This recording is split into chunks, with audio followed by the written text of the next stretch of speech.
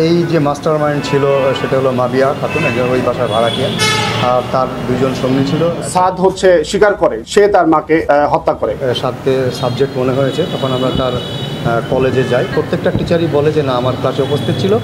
বগুড়ার দুপচাচিয়ায় সালমা খাতুন হত্যাকাণ্ড নাটকীয় মোড় নিয়েছে। প্রথমে র্যাব তথ্য দিয়েছিল হাত খরচের টাকা না পেয়ে মাকে তার ছেলে হত্যা করে লাশ ফ্রিজে রেখেছিল। পর্যাপ্ত জিজ্ঞাসাবাদ শেষে সাদ স্বীকার করে সে তার মাকে হত্যা করে। তার মাকে পিছন থেকে জাপটে ধরে নাক এবং মুখ চেপে ধরে, এর ফলে শ্বাসরোধে ভদ্রমহিলা মারা যান। ওড়না দিয়ে হাত পা বেঁধে ওই ডিপ ফ্রিজের ভিতরে লুকিয়ে রাখে। তার উল্টো তথ্য রিমান্ডে দিয়েছেন গ্রেপ্তারকৃত ছেলে সাদ বিন আজিজুর রহমান। ওই তথ্যের বরাত দিয়ে এখন পুলিশ বলছে ছেলে নয়, বাড়ির ভাড়াটিয়ারা এই হত্যাকাণ্ড ঘটিয়েছে।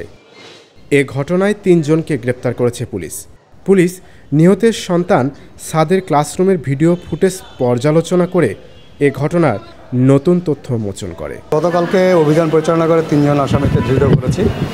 তাদের মধ্যে একজন স্বীকারোক্তিমূলক জবানবন্দি বিজ্ঞ আদালতে প্রদান করেছে, আর 2 জনের বিষয়ে আমরা রিমান্ডের আবেদন করেছিলাম।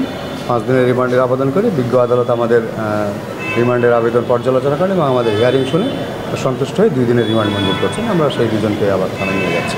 এই যে মাস্টার মাইন্ড ছিল সেটা হলো মাবিয়া খাতুন, একজন ওই বাসার ভাড়াটিয়া, আর তার 2 জন সঙ্গী ছিল। একজন হলো মুসলিম আর একজন হলো সুমন। সাদকে সাবজেক্ট মনে হয়েছে, তখন আমরা তার কলেজে যাই। কলেজে যেয়ে তার টোটাল ভিডিও ফুটেজটা আমরা নিই এবং ওই টিচারদের সাথে কথা বলি। প্রত্যেকটা টিচারই বলে যে না, আমার ক্লাসে উপস্থিত ছিল। আর ওর যে ভিডিও ফুটেজ সকাল 8টা থেকে দুপুর 2টা পর্যন্ত 2টা ক্যামেরার 16 ঘন্টা ভিডিও ফুটেজ পর্যালোচনা করে দেখি যে সে যথাসময়ে তার ক্যাম্পাসে প্রবেশ করছে এবং যথাসময়ে সে বের হয়ে যাচ্ছে। এবং প্রত্যেকটা ক্লাসের টিচার বলছে যে না, তারা উপস্থিত ছিল। ভিকটিমের 2টা মোবাইল উদ্ধার হয়েছে, আর ওই বাসায় যে রাউটার পাওয়া গেছিলো, রাউটার উদ্ধার হয়েছে।